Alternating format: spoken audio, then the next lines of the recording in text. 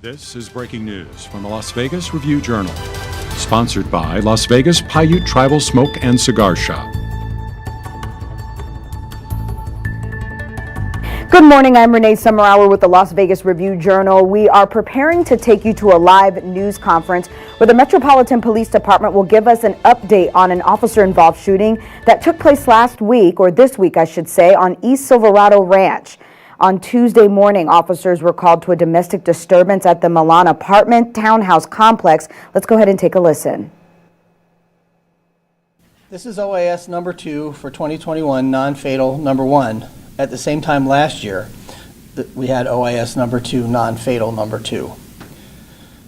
The date and time and type of call was February 9th, 2021 at 09:51 a.m. and it was a family disturbance and domestic violence, as I previously stated. The location of this OAS was the 800 block of East Silverado Ranch Boulevard, Las Vegas, Nevada, 89183, which is in our Enterprise Area Command. You can see the scene to my left on the map.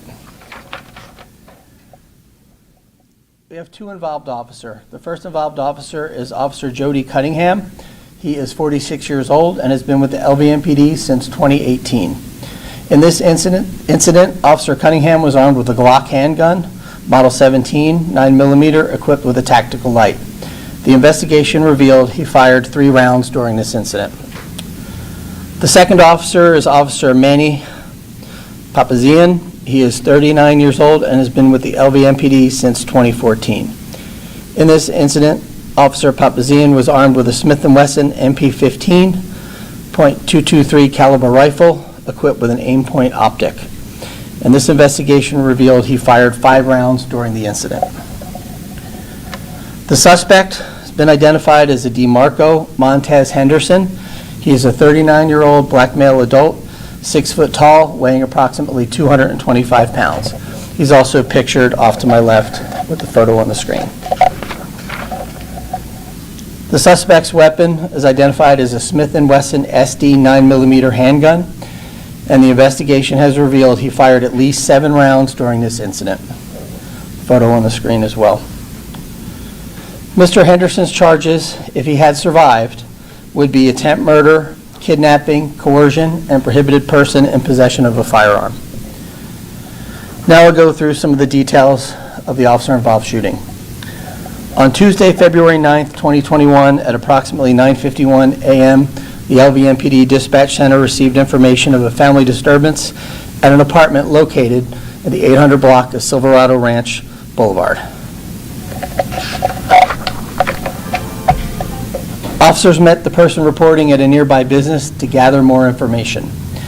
Officers were told by the caller that her mother had recently been battered by her stepdad, who was later identified as DeMarco Montez Henderson.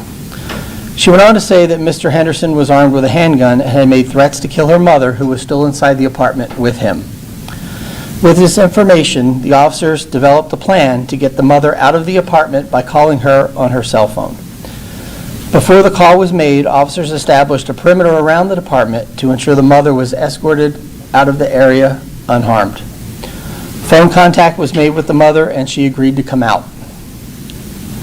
As she was walking down the exterior stairs to the ground level, as this was a second-story apartment, Mr. Henderson stepped outside of the apartment and fired 1 round at his wife. Officer Cunningham observed the incident and fired several times toward Mr. Henderson. A group of officers quickly rushed over to Mr. Henderson's wife and successfully escorted her out of harm's way. She was not injured during the gunfire. Mr. Henderson then went back inside the apartment, and the situation was then treated as a barricade situation. In order to slow the momentum and de-escalate the situation, the Special Weapons and Tactics SWAT team was notified, along with the crisis negotiation team, were notified to respond to the scene. While the perimeter officers were waiting for SWAT to arrive, they heard several more shots being fired from Mr. Henderson's apartment. After the shots were heard, Officer Papazian observed Mr. Henderson crouching down by one of the windows in the apartment and observed that he appeared to be pointing a firearm at the officers. Seeing this, Officer Papazian fired his rifle towards Mr. Henderson's position. A few minutes after Officer Papazian fired his shots, smoke was seen coming from Mr. Henderson's apartment, and it is believed that Mr. Henderson started a small fire.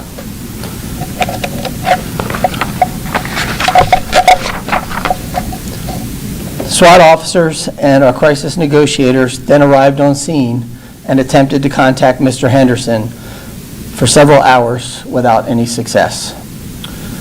Eventually, SWAT officers along with firefighters made entry into Mr. Henderson's apartment. Mr. Henderson was located on the floor of the bathroom, which was attached to the master bedroom, suffering from an apparent gunshot wound that appeared to be self-inflicted. Mr. Henderson was pronounced deceased on the scene by medical personnel, and this investigation has revealed that Mr. Henderson was not struck by any of the bullets fired by our officers. At this time, I will now show you the body-worn camera footage of this incident.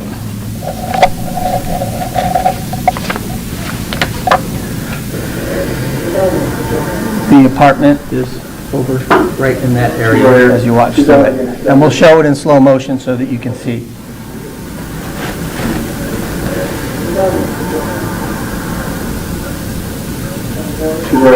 She's out against center. You'll notice that the victim comes out of the apartment and heads down the stairs. And you'll see the suspect come back out again. Push. Go get her! Go get her! At this point, the officers are pushing towards the female to try to rescue her because he's in the apartment armed with a firearm. Shoot her around the back, shoot her around the back. Hey, we got a car step across the door behind us. The officers have a shield, and they don't know where the suspect is. He could be at any one of those windows, so they're cautious. And they're risking their own safety to grab her to get her to safety. And get over there! Push back! Push back!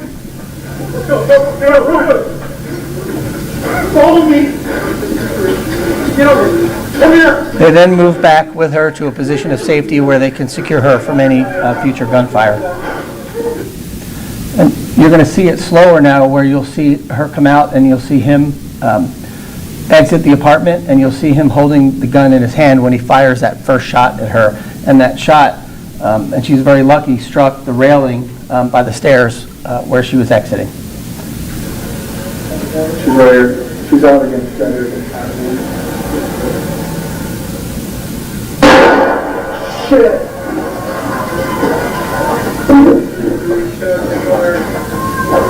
And you'll see him exit again.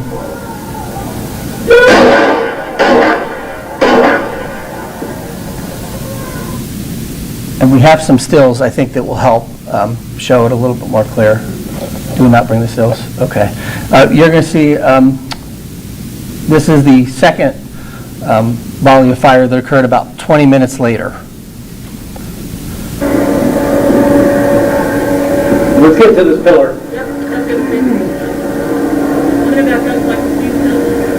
Gary, can you see through that window on the right of that door up top?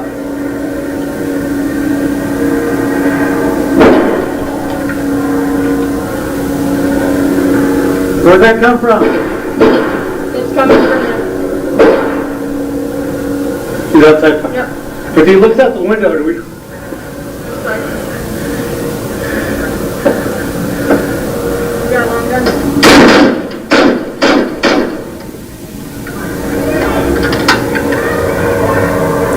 And the officer fired the shots there because he saw the suspect crouching through the window, pointing the barrel of the weapon through the window, I fired through the window. as he says.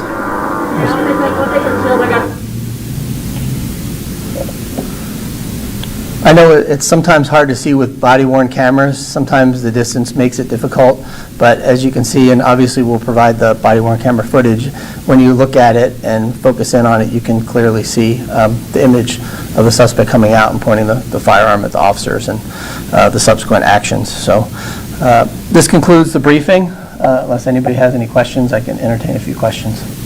Denise? Steps to make herself safe? Was that just her daughter calling 911, or did she try to get help? Yes, yes. She actually was able to pass a note to say, essentially, help me, I'm in fear. And so that's why she subsequently called, and we were able to respond and develop a plan to try to get her out of there so she wouldn't be held inside there and at further risk. She passed it on to her daughter? Yes. Had you guys been up there before with them, with domestic violence or anything? Not at that. We haven't been to that residence before. No. A different residence? With them is what I'm trying to clarify. Yeah, I mean, we could have been to the residence before, but not reference these two individuals. No. Yeah. So can you just tell us just a little bit just about how dangerous this was? Because he was above you, and Yes. he's shooting down, and Yes. you have a Yes. civilian in there. Yeah, it was quite a dangerous situation, and our officers acted without regard to their own safety in that sense, right? They saw him fire the shot at her, not knowing. I mean, you really don't know what kind of gun he has, how many guns he has, is there more than one person, right? You don't generally know. So they're acting on the information that they have at the time. They hear the shot, they see that she left, they knew they had to get her, they had this plan, they were planned. We do a lot of pre-planning before events. That's one thing we've learned in order to reduce officer-involved shootings.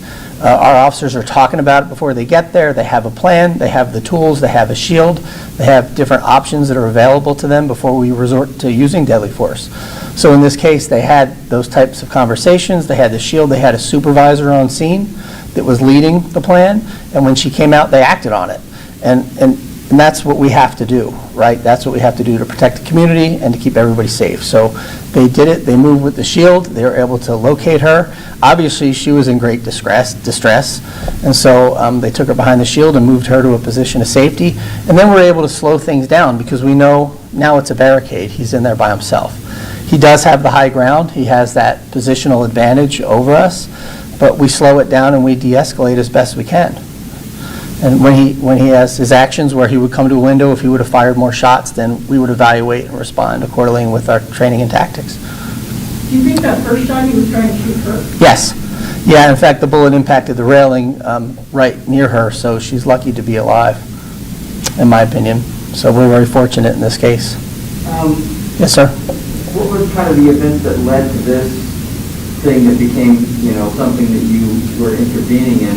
You say she was assaulted a couple of days before that.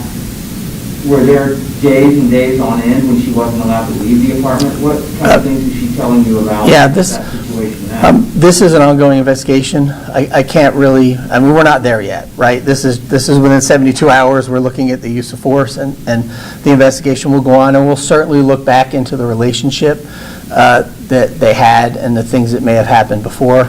At this point, the suspect's deceased, so, we wouldn't be charging him for that. But we'll go back and we'll do a deep dive into all that because obviously we can learn from it and then help future victims with whatever we learn. Safe to say that smoke that came out of the apartment complex, that was the fire that was set, as you believe by the suspect? Yes, we believe the suspect set a small fire in there that subsequently ended up, catching on fire. But yes, he set that.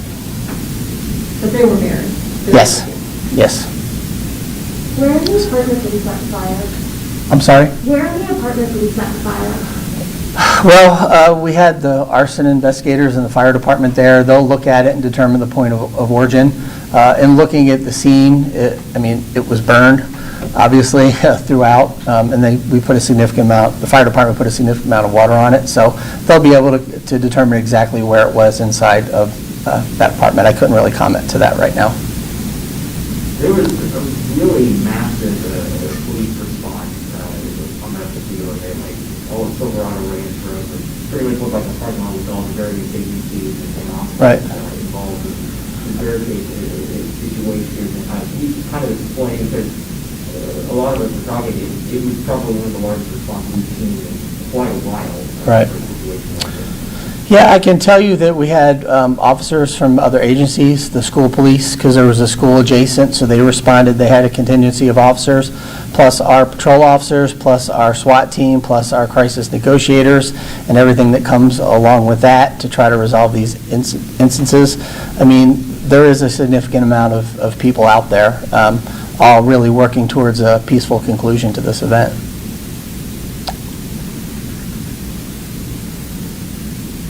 Okay, have a great day. Appreciate it. Thank you.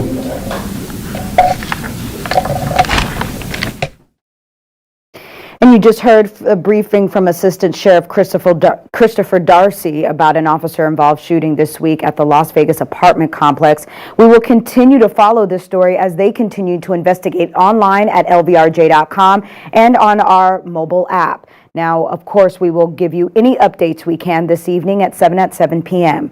I'm Renee Simmerauer. Thank you for joining us. You've been watching breaking news from the Las Vegas Review-Journal. Sponsored by Las Vegas Paiute Tribal Smoke and Cigar Shop.